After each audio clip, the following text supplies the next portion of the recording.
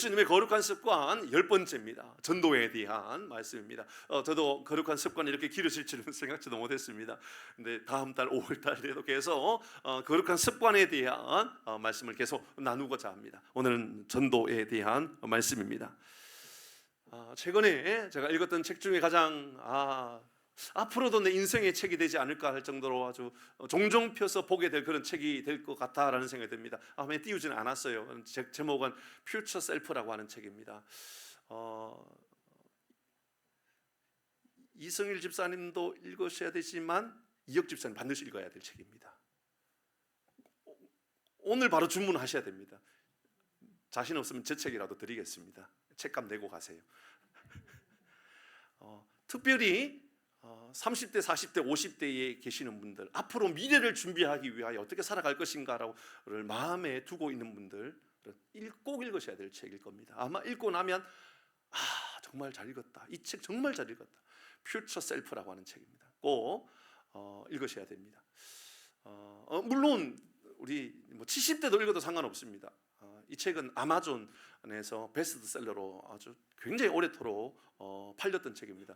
아마존 그러면 세상에 이것도 팔고 저것도 팔고 그 글로벌 쿠팡이라고 생각하는데 사실 그렇지 않습니다. 원래 아마존은 책 파는 곳이었습니다. 책 팔던 아마존이 지금 이렇게 세계의 쿠팡이 되었던 회사가 바로 아마존입니다. 아마존에서 가장 히트쳤던 최근의 책이 바로 Future Self라고 하는 책입니다. 우리나라에서도 물론 인기가 좋았었던 책입니다.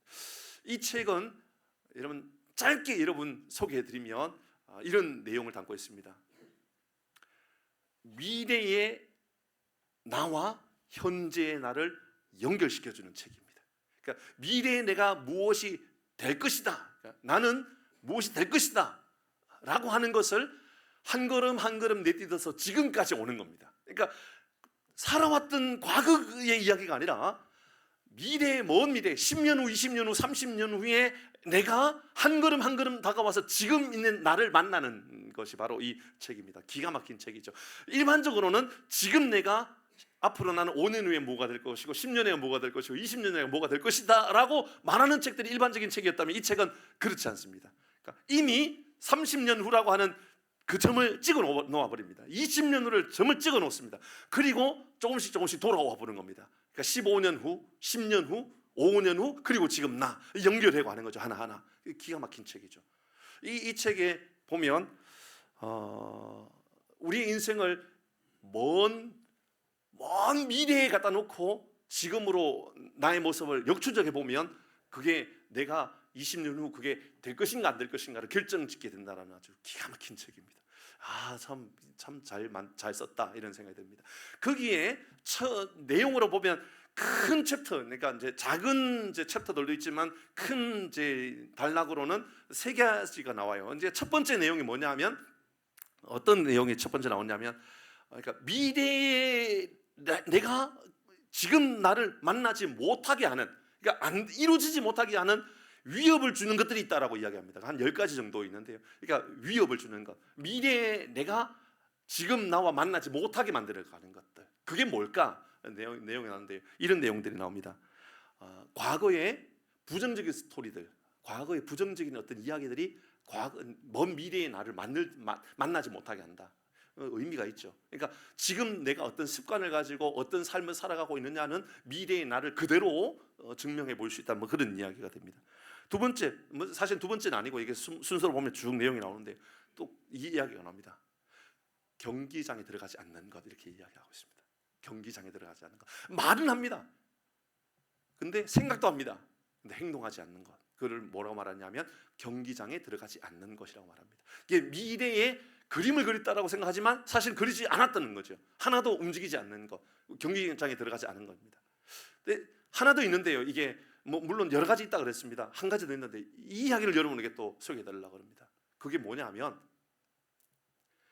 잘 되고 있는 지금 나의 모습이라고 이야기합니다. 지금 잘 되고 있는 모습이 앞으로 잘 될 것이다라고 하는 착각에 빠질 수 있다, 그 말입니다. 우리 교회를 예를 든다 보면 우리 교회가 코로나의 한 3년 이상의 시간 동안 우리는 부흥해 왔습니다. 어쨌든 우리 지난주에 노회를 했었는데 노회 가보면 깜짝 놀랍니다. 노회에 상당히 많은 교회들이 어려워져 있습니다. 그래서 교회를 뭐 매매하니 어쩌니 뭐 하니 어쩌니 그런 이야기가 많이 들립니다. 근데 장로님이나 저나 많은 장로님들이 다른 교회 장로님이나 저희 찾아와서 이야기합니다. 아니 그 교회는 왜 그렇게 항상 좋은 소문만 나고 있고 좋은 이야기만 들리지고 있냐고. 참 풍산교회가 앞으로도 기대가 된다고.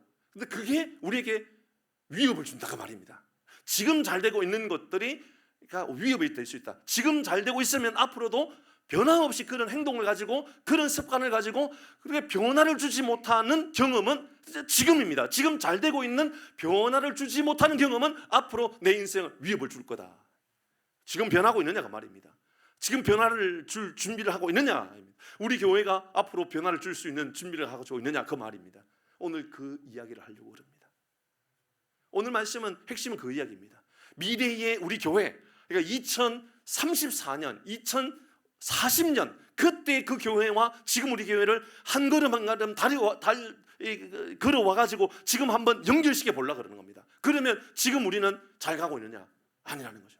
금요일날 기도하면서 너무 통회하고 자복하면서 하나님 앞에 야 내가 어리석다, 너무너무 어리석다, 이거 빨리 우리 고쳐가야 되겠다, 빨리 어떤 변화를 줘야 되겠다, 이거 너무 그 시급한 문제다, 그런 생각이 들었습니다. 그래서 전도축제도 아이들을 위한 전도축제, 어른이 아이들을 전도하고 어른이 아이들 이거 어떻게 끼워줄 것인가, 우리 그런 이제 당회에 이미 하나하나 지금 연구하고 고민하고 있습니다. 예를 들어서 이제 자녀들이 우리 교회에 태어나면, 둘째 태어나면 우리 교회에서 어떻게 지원해 줄 것인가, 셋째가 태어나면 우리 교회는 어떻게 지원해 줄 것인가, 셋째가 태어날 때 우리 지원해 주자. 그리고 소급 적용을 어떻게 해줄 것인가, 미취학이라면 우리 교회에서 지원해 줄 수 있는 소급의 제도를 만들자. 이런 연구들로 계속 고민해 갈 그런 계획입니다. 자, 이제 여기까지고 오늘 본문의 이야기를 좀 해보려고 합니다. 미국에서 가장 영향력 있는 교회가 여러 교회가 있습니다. 미국에 뭐 100대 교회 뭐 이런 통계들이 있는데요, 가장 알려져 있는 교회는 뭐 일반적으로 좀 들어본 분들이 있을지 모릅니다. 그 레이크우드 교회가 가장 유명한 것은 그 목사님이 썼던 긍정의 힘, 많이 들어보셨죠? 그죠? 긍정의 힘. 그 교회가 여전히 미국에서 가장 영향력 있는 큰 교회 1위로 이야기하고, 두 번째가 저 애틀랜타에 있는 노스포인트 교회입니다. 노스포인트 교회는 찰스 스탠리 목사님의 아들 목사님이 그 교회에서 아주 먼 지역에다가 개척했던, 시골에다 개척해가지고 지금 몇만 명 모이는 교회가 되어 있는 뭐 그 교회입니다. 앤디 스탠리 목사님이 영향력 있는 교회입니다. 근데 여전히 지금도 뭐 3위냐 4위냐라고 이야기하고 있는 아주 중요한 교회가 있는데 윌로우 크릭 교회입니다. 윌로우 크릭 교회. 윌로우 크릭 교회에 빌 할벨즈 목사님이 얼마나 영향력이 있느냐, 이제 그분의 삶에 대한 이야기는 아닙니다. 그러니까 그 교회가 사실 한국 교회의 예배 분위기 있지 않습니까? 예배 분위기. 예를 들어서 찬양이 굉장히 좀 옛날 분위기가 아니라 찬양이 좀 신선해지고, 찬양이 드럼이라든지 전자악기라든지 이런 것도 많이 들어온 그런 세대의 예배들. 특별히 한국의 대형 교회들이 분위기를 보면 거의 뭐 공연 같죠? 거의 뭐 콘서트 같다라고 이야기하는 경우도 많죠. 그런 영향을 가장 크게 미쳤던 목사님이 바로 빌 할벨즈 목사님입니다. 저도 사실 제 내면 안에 보면 빌 할벨즈 목사님 한 20년 전에 한국에 와서 세미나 할 때 제가 참석했었거든요. 서울에서 했었는데, 그래서 제가 부산 사역하고 있었지만 그 세미나 왔었습니다. 와가지고 제가 그때 세미나 들을 때에 기가 막히다, 이거 한국 교회가 분명히 이렇게 가겠구나라는 생각이 들 정도였습니다. 전도하는 방법도 마찬가지고요. 이게 어떤 이야기였냐면, 당시에 빌 할벨즈 목사님 했던 이야기는 우리 교회가 건강한 교회가 되기 위해서 가장 중요하게 여기는 것은 균형이다, 이렇게 얘기했습니다. 뭐라고요? 균형이다. 균형. 예를 든다면 복음이라고 하는 것과 사회 섬김이라고 하는 것에 대한 균형입니다. 그러니까 우리는 말씀을 전하고 기도하고 예배드리고 소그룹을 가지고 여기에 영적인 관계를 잘 만들어가는 것과 세상 섬기는 것들. 예를 들어서 그 교회는요, 이런 것도 합니다. 주일날 말고요, 평일날 같은 경우에 일주일에 하루 정도는 내가 교회 주변의 인근 지역에서 무료 섬김의 날 해서, 예를 들어서 카센터를 하는 분이 그날은 평일날 어느 한 날 정해가지고요, 누구든지 와가지고 무료로 수리해주고 점검해주는, 의사들도 무료로 사람들을 치료해주고 약을 제조해주는 뭐 그런 것을 운영하는 그런 교회입니다. 그리고 예배에 대해서 굉장히 또 열려있는 예배를 드리고, 그분이 한 10년 정도 전에 은퇴하면서 했던 이야기입니다. 그분이 이런 이야기 했습니다. 건강한 교회는 균형이다.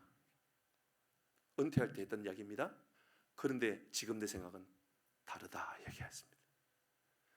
지금 내 생각은 균형이 아니라 집중이다 얘기합니다. 집중이다. 건강한 교회의 핵심은 무엇을 집중하느냐입니다. 아마 사업하시는 분들도 마찬가지일 겁니다. 어떤 균형보다도 훨씬 더 중요한 거, 무엇에 우리가 집중하고 있느냐, 어디에 집중하고 있느냐. 교회가 거기에 있다라는 거죠. 우리가 예를 들어서 섬김도 잘해야 되고, 예배도 잘 드려야 되고, 나눔도 잘해야 되고, 봉사도 잘해야 됩니다.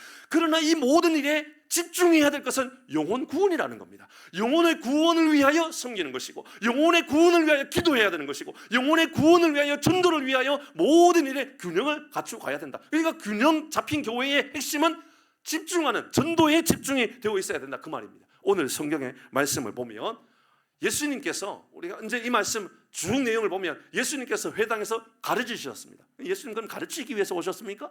예수님께서 병을 고치셨습니다. 예수님 그러면 병 고치기 위해서 오셨습니까? 예수님이 먹이셨습니다. 수많은 사람들을 먹이셨습니다. 그럼 예수님이 먹이시기 위해서 오셨습니까? 예수님이 고치셨습니다. 그럼 고치기 위해서 왔습니까? 예수님이 귀신 들린 사람을 이런 귀신이 떠나가게 해주셨습니다. 그럼 예수님 귀신 떠나가게 하는 죽게 하기 위해서 오셨습니까? 아닙니다. 모든 것의 핵심은 예수님이 전도하기 위하여, 구원하기 위해서 오셨던 겁니다. 오늘 말씀을 다시 한번 읽어봅니다. 오늘 말씀을 이 말씀 읽기 전에 마가복음 10장 45절입니다. 예수님이 이렇게 말씀하셨습니다. 시작. 인자가 온 것은 섬김을 받으려 함이 아니라 도리어 섬기려 하고 자기의 목숨을 많은 사람의 대성물로 주려 함이. 보시죠. 예수님께서 섬기러 오셨습니다. 그럼 뭘 섬기기 위해서 왔느냐? 우리의 영혼의 구원을 위해서 오셨다. 이것이 진짜 섬깁니다. 예수님이 죽으시기 위해서 오셨습니다. 왜 죽으시러 오셨죠? 영혼의 구원을 위하여 섬기시기 위하여 오셨다, 그 말입니다. 자, 오늘 본문의 말씀 38절의 말씀을 보니까 예수님이 왜 오셨느냐? 예수님께서 성육신하셔서 오신 이유를 이렇게 노골적으로, 아주 여러분 말을 돌리지 않고요, 직접적으로 표현한 겁니다. 38절 시작. 이르시되 우리가 다른 가까운 마을로 가자. 거기서도 뭐 하겠다고요? 전도하겠다. 예수님이 전도하겠다라고 말합니다. 이를 위하여 내가 왔다. 그러니까 예수님 오신 목적이 뭐냐? 예수님 목적이요, 오신 목적이 전도하기 위해서 오셨다고, 영혼의 구원을 위해서 오셨다, 그 말입니다. 그런 말은 다른 말하면 교회의 존재 이유는 전도에 있다는 거예요. 교회가 왜 존재하느냐? 영혼의 구원을 위해서 있다. 여러분 왜 존재합니까? 예배 잘 드리죠? 예배 잘 드려서 뭐 하려고요? 영혼의 구원을 위하여 우리가 이에 존재의 이유가 있다, 그 말입니다. 이런 이 사명 때문에 예수님 오셨고요, 우리도 그 사명 때문에 존재하고 있는 겁니다. 요한복음 10장 10절 말씀을 보니까 같이 읽습니다. 시작. 도둑이 오는 것은 도둑질하고 죽이고 멸망시키라는 것뿐이요, 내가 온 것은 됐습니다. 내가 온 것은 왜 왔다고요? 양으로 생명을 얻게 하기 위해서 왔다. 예수님은 우리를 살리기 위해서 왔다는 거예요. 더 풍성하게 얻는 것도 맞아요. 그런데 더 풍성하게 얻는 것보다도 더 중요한 게 있어요. 살리는 거예요. 살리는 거. 저는 우리 교회가 영혼을 살리는 교회가 되기를 바랍니다. 우리 교회가요, 죽어있는 자들을 살리는 교회 말입니다. 저는 여러분의 삶이 여러분의 주변에 있는 사람을 영혼을 살리는 여러분의 그런 사명을 감당하는 여러분 되기를 바랍니다. 이뿐만 아닙니다. 누가복음 19장 10절에도 말씀해 보면 시작. 인자가 온 것은 잃어버린 자를 찾아. 예수님이 오신 이유를 이렇게, 모든 예수님 오신 이유는요, 구원하기 위해서 왔다라고, 살리기 위해서 왔다라고 이야기합니다. 오늘 본문의 말씀을 우리가 35절부터 읽었는데요, 그 앞부분에, 그러니까 마가복음에 시작하는 앞부분의 내용은 이런 내용입니다. 예수님께서 바닷가에 가가지고요, 바닷가에 제자들을 부릅니다. 제자들을 불러 모아가지고 뭐 했느냐? 그들과 함께 귀신을 쫓아냅니다. 귀신 들리는 사람을 쫓아내요. 그것을 끝나지 않고요, 많은 사람들의 병을 고쳐줍니다. 여기에 등장하는 사람이 베드로의 어머니가 열병에 걸려 죽게 된 거예요. 그래서 예수님 가가지고 그거 고쳐줍니다. 그것을 알고 또 사람들이, 밤이 되었는데도 많은 사람들이 막 몰려옵니다. 많이 올리니까 예수님께서요, 밤이 깊어지는데도 여전히 살립니다. 살리기 위하여 몸부림치면서 끊임없이 사람을 살리는 일을 위하여 살리는 일을 합니다. 그리고 나서 하셨던 이야기가 오늘 본문입니다. 내가 전도하기 위해서 왔다. 그러면 귀신을 떠나보낸 것, 왜 귀신을 떠나보냈죠? 전도하기 위해서 하는 겁니다. 예수님께서 병을 고쳐주셨습니다. 병을 고쳐주는 것 자체가 목적이 아닌 겁니다. 예수님이 병을 고쳐주신 이유는요, 영혼 구원을 위해서입니다. 여러분 교회에 나와서 하나님 앞에 기도하고 병을 고침을 받았다, 그런 이야기를요, 저는 많이 듣게 되거든요.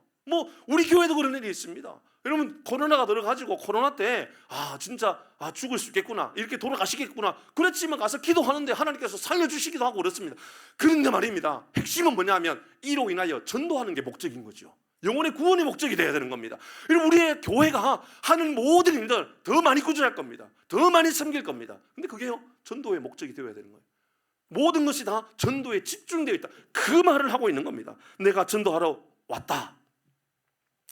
저는 여러분들이요, 세상에 나가서 더 많이 출세했으면 좋겠고요, 더 성공했으면 좋겠습니다. 특별히 사업하시는 분들, 또 직장 다니는 분들, 어디든 인정받았으면 좋겠고요, 더 많은 사람들이 야, 참 대단하다, 그런 이야기를 많이 들었으면 좋겠습니다. 때로는요, 제가 하남교회 한 7년 있었지만 7년이 오랜지 짧은지는 모르겠습니다만 7년 있으면서 여러 성도를 만났는데, 지금도요 간혹 이제 그 교회 방송인 목사님하고 이런저런 이야기 하다가 이제 오늘 누구 신방했다, 근데 그 사람이 말이야 누군데, 이런 이야기 하면요, 죄송하지만 제 마음 안에 부러움이 생겨요. 제 마음 안에 그 교회는 수천 명 모이니까 거의 10,000명 가까운 성도들이 있으니까 그 중에는 연예인도 있고 법조인도 있고 의사도 여러 대 있고 또 사회적으로 성공한 사람들도 있고 그렇죠. 근데 우리 교회는 그렇지 않아요. 그렇지만 제 마음 안에 이런 마음이 들더라고요. 하나님, 기도하겠습니다. 열심히 기도해서 작은 교회지만 세상적으로도 성공하고 세상적으로도 인정받는 사람들이 우리 교회에 많이 나오게 해주십시오. 저 그렇게 기도할 겁니다. 근데 그 목적은요, 하나여야 돼요. 영혼의 구원을 위해서 말입니다. 그래서 그들 때문에 하나님 알지 못하는 사람 돌아오게끔 하기 위해서, 그들 때문에 예수님 모르는 사람들이 예수님 믿게 되는 것, 이런 일들 말입니다. 여러분, 그 송창식 알아요? 송창식 어떻게 알아요? 친구예요? 친구는 아니죠. 송창식 노래 중에 뭐 있죠? 왜 불러? 찬송은 몰라도 이런 거 잘 알잖아요, 우리는. 그죠? 왜 불러? 한다 했던 송창식이 교회를 전혀 안 다니는 사람이잖아요. 어디 살죠? 태촌 삽니다. 여기 태촌. 머리 깎으러 어디로 온지 아세요? 신장동에 머리 깎으러 옵니다. 혹시나 이발소 알려지기를, 가는 이발소를 알기를 원하시는 분 제게 말씀해 주시면 제가 알려드리도록 하겠습니다. 송창식은 윤형주 장로님을 만나서 예수 믿게 되었습니다. 윤형주 장로님 젊었을 때, 어렸을 때부터 그 김세환 집사님하고 얼마나 계속해서 아무리 이야기해도 예수 믿지 않았습니다. 근데 나이 들어서 지금 이제 어쩔 수 없습니다.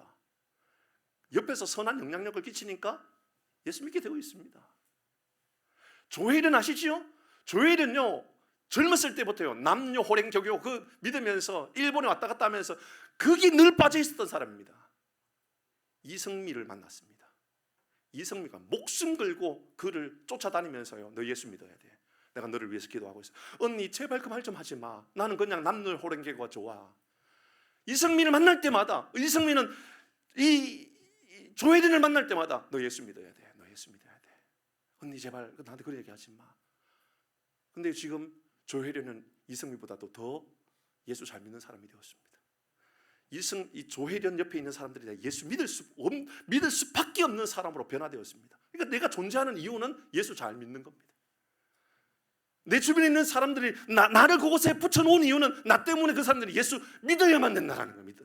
그게 우리 존재 이유가 되어야 된다. 오늘 성경은 왜 그 말씀하고 있는 겁니다. 여러분, 우리는 어떻습니까? 우리 교회, 우리 주변에, 우리 교회 때문에 예수 믿는 사람 돌아오고 있습니까? 저 이 말씀 묵상하다가 지난 주간에 이제 우리 화장실 옆에다가 뭐 심었죠? 토마토 나무 몇 가지 좀 심고 상추도 심고 고추도 심었습니다. 화분 좀 더 가져오시면, 여러분 집에 쓰지 않는 화분 가지고 있으면, 조그마한 거 말고요, 좀 큰 거 있으면 가져오시면 뭐라 그래요 그거를?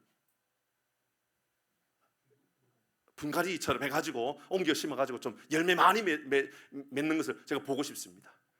열매 맺기 시작하면 화장실 옆에다 이렇게 적어 놓으려고요.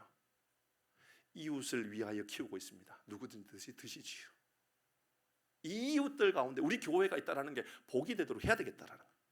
우리 교회가 며칠 전에 제 주변에서 이런 이야기를 들었습니다. 제가 마음이 얼마나 묘한 감정이 들었는지 모릅니다. 사실은 회개합니다. 제가 회개합니다. 뭘 회개하느냐면, 전 목양실이 안에 있지 않습니까? 골목에 안에 있지 않습니까? 목양실이. 문을 열어놓기가 참 그래요. 왜냐하면 그냥 지나가면 되는데 안에 뭐 있는가 이게 보고 가요. 사람들이 쭉 보고 가요 자꾸. 그러니까 문을 열어놓기가 좀 그런 거예요. 그렇지만 문을 또 닫아놓을 수도 없고, 그러니까 열어놓는단 말입니다. 그러니까 사물질도 열어놓고. 처음에 올 때요, 기가 막힙니다. 사람들이요, 지나가면서 담배를 피워가지고 그 담배 꽁초를요 어디다가 꽂아 놓느냐면 그 나무 그 뭐예요, 그 옆에 기둥 같은 데 있죠. 거기다가 막 그 꽂아 놓는 거예요. 여기가 제 떨인가 막 꽂아 놓는 거예요. 와. 지나가면서 담배를 끄고 하면 얼마나 좋은지. 그것도 아니고요, 그렇게 해놨단 말이에요. 그런데요, 며칠 전에 어떤 분이 지나가면서 이렇게 말했다는 거예요. 얼마나 다행인지 몰라, 풍산교회가 여기 있다라는 게. 뭐지? 얼마나 다행인지 몰라. 뭘까 이게? 그거 하는 말. 풍산교회가 여기 없었으면 우리는 여기 가려고 그러면 삥 둘러서 가야 되고 이쪽으로 또 삥 둘러서 가야 되는데, 풍산교회가 여기 있다는 것 때문에 이 골목이 다닐 수 있는 통로를 교회에서 허락해 준 거 아니냐고. 얼마나 다행인가. 근데 나는 이곳에서 사람들에게 죄송합니다, 다시 회개합니다, 저 사람들 자꾸만 안에 보고 가고 담배 물고 가고 꼴도 보기 하시는 거예요. 그래서 지나갈 때마다요 인사도 못했다니까요. 제가 때로는요, 처음에는 인사 잘했습니다. 지나가는 사람마다 아이고 지나가시는 분에게 안녕하세요, 좋은 하루 되세요 인사했었어요. 근데요, 그게 몇 년 지나고 나니까요, 사람들이 막 죄송합니다, 몇 달 전에는요 목양실 앞에 똥을 싸놓고 가고요. 진짜요, 똥을 그리고 어떤 그런 사람이 먼저 발견해갖고 청소하기도 하고, 그런 곳이에요. 이뿐만 아닙니다. 막 그렇게 더럽히 놓는 거예요. 담배 꽁초 아무 데나 막 갖다 놓고. 근데 생각해보니까 여기를 아름다운 골목으로 만들어야 되겠다는 생각이 들었어요. 아름다운 골목, 다니고 싶은 골목, 꽃도 잘 키워가지고 사진도 찍고 싶은 골목 말입니다. 그곳에다가 장로님께 허락을 받았습니다. 이제 조만간 냉장고 갖다 놓을 겁니다. 여름이 오면 지나가는 사람이 뭐 누구든지 이 시원한 생수를 끄집어 내 가지고 마실 수 있도록 만들어 놓아야 되겠다. 그래서 하남에서 가장 아름다운, 가장 짧은 골목이지만 가장 아름다운 골목을 만들어야 되겠다. 괜찮죠, 그죠? 굉장히 괜찮을 것 같아요. 근데 오늘 말씀을 읽다 보니까 우리 교회가 이곳에 존재한다면 이곳에 전도의 목적을 위하여 존재해야 된다, 그 말 아닙니까? 영혼의 구원을 위하여 우리는 이곳에 있어야 된다, 그 말입니다. 자, 그러면 그렇게 하면 하나님 어떻게 복을 주십니까? 다니엘서 12장 3절 이렇게 말씀합니다. 그렇게 하면 하나님 이렇게 약속합니다. 시작. 많은 사람들을 옳은 대로 돌아오게 하면 어떻게 합니까? 별과 같이, 그 다음에요 영원토록 빛나게 하겠다. 첫 번째는요, 별과 같이. 별은 언제 잘 보이죠? 밤입니다, 밤에. 이러면 세상이 어두우면 세상에 폭행이 많고 세상이 점점 다툼이 많고 세상이요 살기가 어렵다라고 말하면 말할수록 우리 교회는 빛나는 교회가 될 것입니다. 저는 그런 교회를 만들어 갈 겁니다. 그런 교회 해야 되겠다라고요. 별과 같이 빛나려고 그러면요, 세상이 어두우면 어두울수록 더 빛나게 될 겁니다. 두 번째는요, 영원토록 빛나는 겁니다. 잠시 잠깐 빛나다가 사라지는 그런 교회 말고요, 그냥 있다가 잠시 잠깐 있다가 사라지는 그런 교회가 아니라 영원토록 빛나는, 여러분의 삶이 별과 같이 빛나고 여러분이 그곳에, 여러분 살고 있는 아파트에 그곳에 계시다라는 것이 여러분 아파트에서 가장 안 좋고 가장 정말 엽기스러운 이야기가 들려질 그때 여러분이 있다라는 것이 별이 빛나는 것과 같고 영원토록 빛나는 것 같다, 그렇게 이야기를 해가야 되겠다. 제가요 최근에, 저는 있는 그대로 좀 들었었어요. 어느 모집사님이 벌써 한 몇 달 됐어요. 어느 모집사님이 자기 아들이 운전하고 가다가 사고 나가지고 지금 생명에 좀 기로에 있다, 그 얘기 들었어요. 운전하고 가다가 교통사고 나가고 죽음 직전에 있다, 그렇게 얘기 들었거든요. 근데 지난주에 알았어요. 제가 그 사람이 교통사고로 죽을 위기에 있는 게 아니고 그 청년이거든요. 청년, 자녀가 청년이에요. 저 인천에서 유부녀를 아침에 5시에 출근하는 유부녀를 자기하고 내연 관계에 있는데 칼로 죽인 사람이에요. 칼로 찔렀던 사람이에요. 그리고 그 자리에서 죽이고 자기도 죽어야 되겠다고 자기에게 자살을 시도한 거예요. 그 사람이더라고요. 제가 아는 집사님의 아들이더라고요. 제가 그거 보면서 야, 우리 살아야 된다. 우리 살아야 된다. 살아야 된다. 우리 주변에 나로 인한 생명의 영향력, 영혼의 구원의 영향력이 있는가, 아니면 우리 주변에 있는 내가 다른 사람을 죽이고 있는가, 이런 말씀을 보도록 하십시다. 그러면 우리가 전도해야 될 그곳은 어디입니까? 우리가 누구에게 전도해야 됩니까? 누구에게 우리가 전도하러 나가야 됩니까? 오늘 성경은요 38절 이렇게 말합니다. 보십시다. 38절 잘 보셔야 됩니다. 시작. 이르시되 우리가 다른 가까운 마을로 가자. 됐습니다. 어디로 가자고요? 가까운 마을로 가자. 예, 우리도요 전도를 위하여 이번에 우리 전도하기 위해서 저 분당으로 가십시다. 판교로 가십시다. 일산을 가서 전도할까요? 파주로 가서 전도할까요? 예, 괜찮아요. 그럴 수 있어요. 그러나 진짜 우리가 먼저 해야 될 것 있다면요, 이 마을 가까운 마을로 가자. 예수님께서 가까운 마을로 왜 가자고 그러죠? 전도하기 위해서 내가 왔다. 전도하기 위해서 우리는요 이 하남매 지역에 있는 모든 지역을 구석구석 돌아다니면서 우리는 전도해야 돼. 그게 우리가 이곳에 있는 존재의 이유가 되는 거예요. 예수님 보시지요, 다른 가까운 마을로 가자. 가까운 마을로 가자. 가까운 마을. 39절입니다. 이렇게 말합니다. 39절에요 이에 온 갈릴리로 다니시면서 어디를 다녔다고요? 제가요 이 말씀에요 이 좀 내용들을 찾아보니까 온 갈릴리로 다녔다라는 말이요 이런 의미예요. 당시에 갈릴리 호수 주변에 작은 마을이요 200개 정도 된대요. 200개 정도. 그 200개 정도 중에는요 작은 마을은 뭐 한 10여 명, 20, 30명 사는 마을도 있었지만 보통은 뭐 100명, 200명 사는 마을도 많았고요. 많게는요 1000명, 2000명 사는 마을도 많이 있었다는 거예요. 그런데 예수님께서 이에 온 갈릴리로 다니시며라는 것은 갈릴리 인근 지역을 두루두루 다니면서 그 지역에 있는 삭삭들이 마을 하나하나 쫓아다니면서 복음을 전했다, 그 말입니다. 사랑하는 교회 여러분, 여러분의 회사가 여러분 전도의 장소에 있다는 것을 믿으시길 바랍니다. 여러분의 가정은요 여러분은 전도의 장소이고요, 우리 교회가 여기 있다는 것은 이 풍산동 인근 지역에 우리의 전도의 자리인 거예요. 우리는요 저 덕풍시장에 가서, 저 신장시장에 가서, 이마트에 가서, 혹은 또 다른 인근 지역에 어디든지요 우리 하남직은요 우리 교회가 책임져야 될 장소에 책임져야 돼요. 멀리 가려고 하는 건요 그 다음 문제라고요. 예, 예수님께서 아니 바울이 이런 말을 했죠. 내가 저 로마도 보아야 하리라. 예, 로마도 보아야지요. 그러나 로마를 보기 전에 먼저 내 주변부터 보란 말입니다. 내 주변에 내가 영혼의 구원을 위하여 목숨을 걸어야 될 사람이 누구인지를 우리 주님은 먼저 우리에게 알려주고 있다, 그 말입니다. 온 갈릴리를 다니시면서, 그 말은요 가까이에 있는, 그 다음에요 여러 회당에서 전도하시고, 회당에 뭐 하는 곳이죠? 가르치는 곳입니다. 말씀을 가르치면서 온 두루두루 마을을 다니면서요 때로는 가난한 이들에게 먹을 것을 주고 병든 자들 고치고, 때로는 예수님께서 귀신을 쫓아내면서 이 모든 일을 행하셨어요. 왜 했다고요? 전도하기 위해서요. 두루두루 다니면서. 여러분 주변에 있는 슈퍼를 방문할 때마다 그런 마음을 가지셔야 돼요. 내가 오늘 슈퍼에 땅을 밟았다. 슈퍼는 내가 복음을 전해야 될 장소다. 택시를 탔다. 내가 오늘 택시를 탔다. 이 택시는 내가 전도해야 될 사람이다. 내가 세탁소를 갔다. 내가 오늘 전도해야 될 사람 여기에 있다.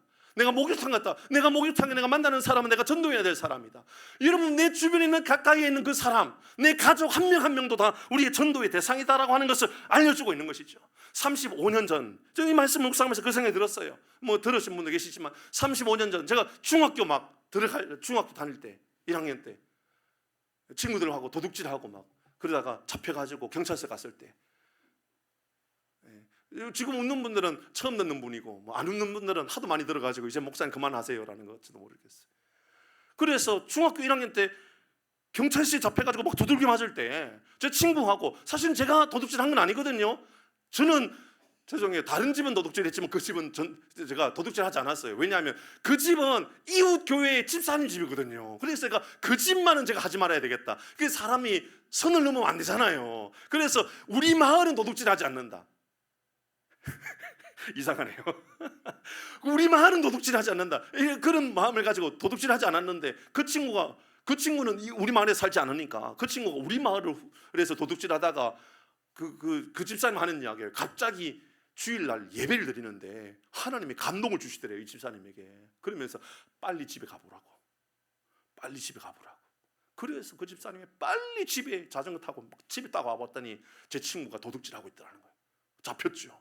그래 경찰서에 가서 잡혀가지고 막 두들겨 맞으면서 할 때 그 집사님이 저에게 했던 말이에요. 정식아, 너 교회 가면 내가 다 용서해 줄게.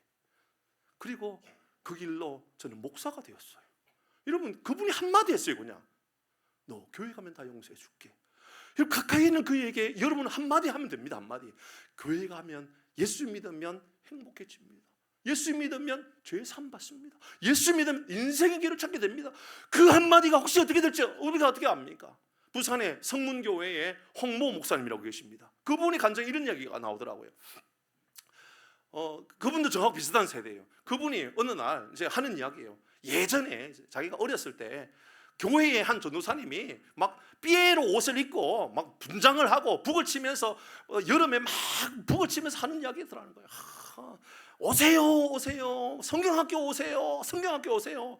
그러니까는 이 전도사님이 그러니까는 얼마나 청년이 보기에 민망했는지 20살 된 청년이 전도사님 그러지 마시라고 제가 하겠다고. 청년이 다 옷을 갈아입고 삐에로 분장을 하고 북을 들고 막 했대요. 그러면서 주변에 있는 사람들, 집사님들이요 난감해 하더라는 거예요. 저런다고 교회 오나, 민망하게 왜 저런 짓을 하는지 모르겠다. 다 그렇게 이야기하더라는 거예요. 그렇게 실컷 놀고 돌아왔는데 아이들이 올까요 안 올까요? 아무도 안 오더라는 거예요. 그러니까 하도 화가 나고 이 청년이 막 분장을 지우고 이 북을 던져버리면서 전사님 제가 앞으로 전사님 말 듣는지 보라고. 절대로 전사님하고 같이 안 다니겠다고. 그때 갑자기 누가 문을 열고 하나 딱 들어오더라는 거예요. 초등학생 아주 어린애가 들어오면서 여기 뭐 하는 곳이에요? 그러더라는 거예요. 여기 뭐 하는 곳이에요? 너 누구냐? 아까 북을 치면서 성령학교 와보라 그래서 왔는데요. 그래서 온 그 아이가 유일하게 한 명이었는데 그분이 목사가 되어서 부산에서 먹게 잘하는 목사가 되었어요. 혹시 압니까? 나의 북소리 하나에 누군가가 예수 믿고 돌아올지. 내 주변에 있는 가까운 이에게 나는 어떤 사람인가? 나는 이런 가까운 마을로 가서 복음을 전하는 예수님을 올 때 나는 어떤 사람인가? 오늘 이 말씀은 우리에게 강력하게 이야기하고 있는 것으로 보여집니다. 지난주에 여전도회가 전도하겠다고 깜짝 놀랐습니다. 여전도 연합회에서 전도하겠다고 여러 한 10여 명의 성도들이요 여기저기 흩어져 가지고 전도하러 가더군요. 기도했을 때 했던 이야기입니다. 여러분 한번 들어보시기 바랍니다. 예전에 이제 전도 세미나에서 있었던 이야기입니다. 근데 한 남성이 시간이 되어서 전도 세미나 간 거예요. 전도 세미나에 가니까 많은 사람들이 전도 훈련을 받는 거예요. 전도 훈련을 먼저는 이제 이론 강의를 할 거 아니에요. 그러니까 이제 이론 강의를 한 2, 3일 정도 하고 나서 이론 강의로 끝나면 안 되죠. 그다음 뭐 해야 되죠? 실습해야 되는 거예요. 그러니까 마지막 날씨에 실습한다고 실습 종이를 하나 주면서 여기 실습 보고서를 써내고 이제 수료하면 된다고. 그래서 실습 보고서를 들고 갔는데 아무리 남자고 아무리 전도 훈련 왔지만 처음 전도 현장에 가면 전도 잘 될까요? 전도 잘 안 될까요? 전도 안 되는 게 아니고요. 나 뜨거워서 못 하거든요. 민망하고. 그러니까 전도를 못 하고 힘드니까 보고서를 써내야 되고. 그래서 어쩔 수 없다 해가지고 2층 카페에 조용히 앉아가지고 커피 마시고 나중에 그냥 가라로 전도 보고서 써내고 가야 되겠다. 이제 그런 마음이 들어서 2층에 카페 가서 이렇게 앉아 있었다는 거예요. 커피 시켜놓고. 근데 이상한 게 내 앞에 저 앞에 앉아 있는 사람이 나하고 눈을 마주치다 말다 하는 사람이 있는데 꼭 마음이 나하고 저 사람하고 똑같구나. 저 사람도 전도 세미나 와가지고 이제 보고서를 써내야 되는데 써내지는 못하고 여기 와가지고 도망와 있구나. 그러니까 마음이 저 사람이나 나나 똑같은 사람이다. 저 사람도 전도 세미나 와가지고 실습을 해야 되는데 실습할 데가 없구나. 그런 마음이 들더라는 거예요. 그래서 이 사람이 조용히 다가가지고 이야기했다는 거예요. 사실은 자기가 어느 세미나에 왔는데 지금 내가 실습을 하고 있는 중인데 실습 보고서를 쓰려고 그러면 실습 한 것을 써야 되지 않냐고. 내 말 한 5분만 좀 들어주면 안 되겠냐고. 이렇게 이제 남성에게 이야기했다라는 거예요. 그러니까는 그분이 고개를 끄덕끄덕하면서 웃더라는 거예요. 웃으니까는 자기가 생각할 때 저 사람도 똑같이 자기하고 똑같은 세미나에 왔구나 이 생각이 들더라는 거예요. 똑같이 한 5분 정도 지나고 났는데 이 사람이 갑자기 주머니를 뒤적 하더니 약봉지를 꺼내더라고요. 그러면서 당신이 전했던 그 이야기를 내가 듣고 소망을 가지게 되었고 내가 다시 살아야 되겠다고. 사실 그 사람 죽으러 왔다라는 거예요. 커피 한 잔 마시고 이제는 얘 약 먹고 죽어야 되겠다. 그래서 그 자리에 앉아 있었다라는 거예요. 근데 그렇게 내 앞에 있는 그래서 그냥 그 사람에게 가까이 있는 그 사람에게 전했을 뿐인데 그 사람을 살리게 되었다. 혹시 압니까? 우리가 전했던 그 한마디로 인하여 누군가의 영혼을 살아나게 될지. 오늘 본문은 우리에게 그렇게 말씀하고 있는 겁니다. 내 주변에 가까이 있는 그들을 위하여 나를 보내셨다라는 거예요. 내가 존재하는 이유는 가까이 있는 사람을 구원하기 위하여, 가까이 있는 사람을 만나게끔 하기 위하여 하나님 나를 그곳에 앉아놓았다는 거예요. 로마서 10장입니다 13절에 15절 13절 같이 읽습니다. 시작. 누구든지 주의 이름을 부르는 자는 구원을 받으리라. 14절 시작.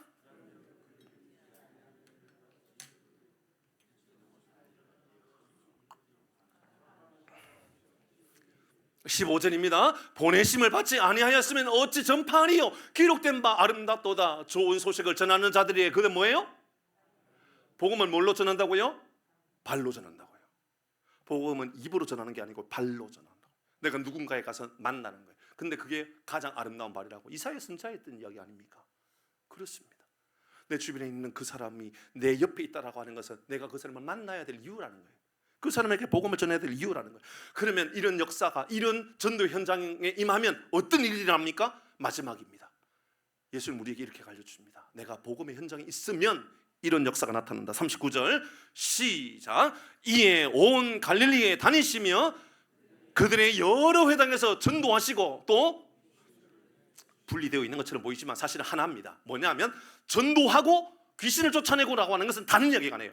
여러분, 전도는요 어떤 거냐면 귀신을 쫓아내는 게 전도입니다. 어둠의 악한 세력을 쫓아내는 게 전도인 거예요. 여러분, 우리 삶에 하나님을 알지 못하게 하고 부정적인 삶을 살아가고 거짓된 삶을 살아가는 수많은 사람들이 바른 정상적인 삶으로 살아가도록 인도하는 것, 그게 뭐라고요? 전도라는 거예요. 전도. 전도는요 귀신을 쫓아내는 작업이에요.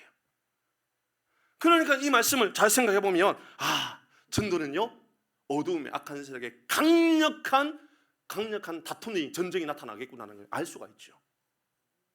그런데 기억하십시오. 하나님이 강합니까? 마귀가 강합니까? 대답하기가 어렵습니까? 귀신하고 하나님하고 싸우면 누가 이길까요? 어려워요? 여러분, 귀신을 쫓아낸다라고 하는 것은 예수의 이름이 그곳에 있으면 귀신이 떠난다 그 말입니다. 가정에 예수님의 이름이 있고 우리 직장에 예수님이 있으면요 부정적이고 악한 세력들은 떠나간다 그 말입니다. 그러니까 회당에서 전도하시고 갈릴리로 다니시고 그렇게 전도하니까 귀신이 떠나가더라 그 말입니다. 그러니까 말씀을 잘 보면요 예수님의 전도 현장이요 귀신 이야기가 그렇게 많아요. 귀신이 떠나갔다, 귀신이 도망갔다, 귀신이 두 귀신이 새 사람을 묶어 놓았던 귀신이 다 도망갔다 떠나갔다, 그런 이야기 얼마나 많이 나옵니까? 왜 그럴까요? 전도 현장에 예수님의 이름이 있는 그곳에는요 귀신이 떠나는 곳이기 때문이다 그 말을 하고 있는 거죠. 그래서 마가복음 6장 6절에서 7절입니다. 마가복음 말씀을 많이 보게 돼요. 6절 같이 읽어봅니다. 시작. 이에 두루 초원에 두루 다니시며 가르치시더라. 7절입니다. 예수님께서 그렇게 두루 다니면서 가르치셨는데요 제자들에게 하는 말입니다. 시작. 12 제자를 부르사 둘씩 보내시며 더러운 귀신을 제어하는 권능을 주셨다. 보세요. 전도의 현장에 귀신을 제어하는 능력을 주셨다는 거예요. 어둠의 악한 세력을 다스릴 수 있는 능력을 우리에게 주셨다. 그러니까 전도 현장에 나가면요 우리가 전도의 삶을 살아가면 귀신의 역사가 있다 없다? 있어요. 그런데 예수의 이름을 부르면요 그까지가 아무것도 아니게 된다 그 말입니다. 저는 여러분의 가정에, 우리의 삶에, 내 주변에 있는, 내 가까이에 있는 모든 어둠의 악한 세력이 완전히 떠나가기를 바랍니다. 그러면요 예수의 이름을 붙잡으면 되는 거예요. 예수의 이름을 붙잡는 삶을 살아가면요 이거 다 해결된다 그 말을 하고 있는 거죠. 복음 전도자로 살아갈 때 가장 강력한 능력이 나타난다라는 말을 하기 위하여 귀신을 제어하는 권능을 주셨다라고 말하는 거예요. 능력을 주셨다예요. 전도의 시간은 영적 전쟁의 시간입니다. 그래서 사도행전 1장 8절은 이렇게 말하지요. 잘 보십시다. 사도행전 1장 8절 얼마나 많이 아는 말입니까? 선교사님들은요 이 말씀을, 여러분 선교 보고할 때마다 이 말씀 하는 것도 제가 보았어요. 같이 읽어봅니다. 시작. 오직 성령이 너희에게 마시면 너희가 권능을 받고 예루살렘과 온 유대와 사마리아와 땅끝까지 이르러 내 증인이 되리라. 이러면 증거자의 삶을 살아가는 것, 전도자의 삶을 살아가는 것, 예루살렘이라고 하는 내 주변, 그 다음에 내 온 유대 민족의 땅과 사마리아와 이방 땅과 땅끝까지 로마에 이르는 모든 땅에 복음 증거자의 삶을 살게 하겠다. 언제요? 성령 받으면. 언제요? 능력 받으면. 달리 말하면 전도자의 삶은 핵심이 하나님의 능력으로 한다 그 말입니다. 그래서 권능이라고 하는 말의 단어가, 여러분 우리가 알고 있는 헬라어 단어는요 듀나미스 사용해요. 듀나미스. 이게 우리가 알고 있는 다이너마이트가 여기서 나오잖아요. 다이너마이트 아시지요? 여러분 돌산에요 돌까지도 박살내버리는 다이너마이트예요. 그 안에 구멍을 뚫어가지고 다이너마이트를 깊숙이 막 심어놔요. 그리고 폭발하면요 다이너마이트가 터지면 산조차도 산산조각 낼 수 있는 게 다이너마이트예요. 그러니까 어둠의 악한 세력들이 아무리 몰려와도요, 우리 주변에 어둠의 악한 세력으로 말미암아 하나님을 알지 못하는 세력들이 아무리 많아도요 다이너마이트와 같은 능력을 하나님 우리에게 주시겠다 그 말입니다. 이로 인하여 우리 삶의 어둠의 세력들이 사라지는 은혜가 임하기를 주의 이름으로 축복합니다. 우리는 마가복음 1장 말씀 읽었잖아요. 말씀 1장의 말씀에 전도하기 위하여 예수님 오셨다. 근데 마지막 장 16장에 그래서 전도의 능력이 어떤 능력으로 나타나는 걸 마무리를 이렇게 해요. 16장 말씀 15절입니다. 말씀에 보니까 또 이르시되 너희에게 너희는 온 천하에 다니며 복음을 만민에게 복음을 전파하라. 1장에서는 내 가까운 내 마을에 다니면서 복음을 전파하라. 마지막에는 온 천하에 다니며 복음을 전파하라. 전파하면 어떤 능력이 나타나는가? 16절입니다. 믿고 세례를 받는 사람은 구원을 받을 것이요 믿지 않는 사람은 정죄를 받게 되는데요. 17절 같이 합니다. 시작. 믿는 자들에게는 이런 표적이 따르리니 곧 그들이 내 이름으로 제일 먼저 어떤 능력이 나타난다고요? 귀신이 떠나가는 능력이 나타난다. 두 번째는요, 새 방언이 나타난다. 이러면 귀신이 떠나가게 된다고요. 저는 여러분의 가정에, 우리의 형제 관계에, 우리 이웃들 가운데 어둠의 악한 세력들의 모든 공격들이 사라지기를 바랍니다. 예수의 이름을 세우셔야 돼요. 그럼 거기 권능이 나타나는 거예요. 거기에 어떤 능력이 나타나냐? 귀신이 떠나가고, 두 번째 새 방언을 말하고. 새 방언이 뭡니까? 언어가 바뀐다고요. 예전에는 안 된다, 어렵다, 힘들다, 못하겠다, 죽겠다 맨날 그랬던 말했던 사람이 라고 은혜라고 감사라고, 이제 하나님이 나와 함께 하시는데 내가 부족한 게 어디 있냐고, 이렇게 말이 바뀌어지는 거예요. 새 방언을 말하는 사람이 되는 거예요. 저는 여러분의 언어가 바뀌어지기를 바랍니다. 바뀌어지기를 바랍니다. 언어가 바뀌어졌으면 좋겠어요. 말이 바뀌어졌으면 좋겠어요. 옛날 이야기하면서 옛날에 내가 해봤는데 그런 말이 아니고 이제 미래를 바라보는 언어로 바뀌어지자, 그 말입니다. 그 다음에 18절입니다. 계속 있습니다. 시작. 뱀을 집어 올리며 됐습니다. 뱀을 집어 올리며, 뱀은 성경적으로 볼 때는 사단을 의미하고 어둠 악한 세력을 말하죠. 뱀을 집어 올렸다라는 것은 실패했다, 성공했다? 성공했다라는 거, 성공했다. 이런 말씀의 능력을 붙잡고 예수님의 복음을 증거하는 삶을 살아가면 뱀을 집어 올리며 어둠의 악한 세력의 영적 전쟁에서 승리하게 되는 줄 믿으시길 바랍니다. 뱀을 집어 올리게, 이까지 끝내가면 아무것도 아니야 라고 이야기할 수 있는 거예요. 옛날에 저 명성교회 김삼원 목사님 하더라고요. 자기는 안동에 살면서, 시골에 살면서 세상에 있는 모든 뱀을 다 잡아먹어야 된다고 생각했대요. 뱀을 다 잡아먹어야 된다고. 뱀은 사탄의 의미이기 때문에 뱀은 다 잡아먹어야 된다. 그런 의미는 아니에요. 뱀을 집어 올린다. 사탄의 모든 공격들을 이겨내는 능력을 가지고 하나님 주시겠다. 그 다음에요, 무슨 독을 마실지라도 해를 받지 않는다. 세상에 독이 얼마나 많아요. 세상에요, 음란한 독이 우리 세상에 있다고요. 세상에 물질 만능주의에 독이 있다고요. 세상에요, 하나님을 못 믿도록 만들어가는 얼마나 많은 것들이 있는지 몰라요. 며칠 전에 어떤 드라마를 짧게 보는데 어떤 남자가 자기 애인만, 우리나라 드라마예요. 벌써 한 10년도 더 됐나 모르겠어요. 그 내용이 그런 거예요. 자기 이제 애인 만나러 간다고. 애인 만나러 가보니까는 남자인데 남자가 애인이에요. 남자가 애인이래요. 그 남자를 만나러 온 거예요. 근데 아무렇지도 않아요. 그 드라마가요, 또 굉장히 인기가 많았던 드라마였대요. 그리고 그 작가가 누군가 알고 보니까 우리가 굉장히 저 사람이 만든 드라마는 다 인기가 있지, 재밌었지 라고 했던 그 사람이 만든 거더라고요. 근데 그 내용 주제는 그런 거예요. 아무렇지도 않아요. 남자가 남자 애인 삼고 살아가는 것, 아무렇지 않는 시대에 살고 있어요.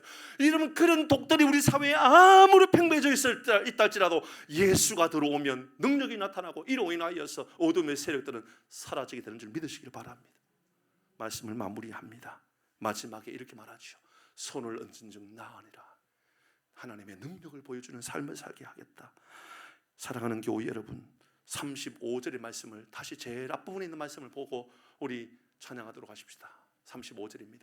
새벽 아직도 밝기 전에 예수께서 일어나 나가 한적한 곳에 가서 거기서 뭐 했다? 전도하기 위해서 뭐 했다? 기도했다. 하나님의 능력을 잊기 위하여 뭐 했다? 기도했다. 여러분 가까이 있는 이들을 위하여 기도하십시오. 우리 어린아이들을 위하여 기도해 주시기를 바랍니다. 우리 인근 지역에 있는 우리 사회의 사람들을 위해 기도하면 하나님께서 능력을 주시는 줄 믿습니다. 찬양하도록 하십시다. 예수 믿으세요. 예수 믿으세요.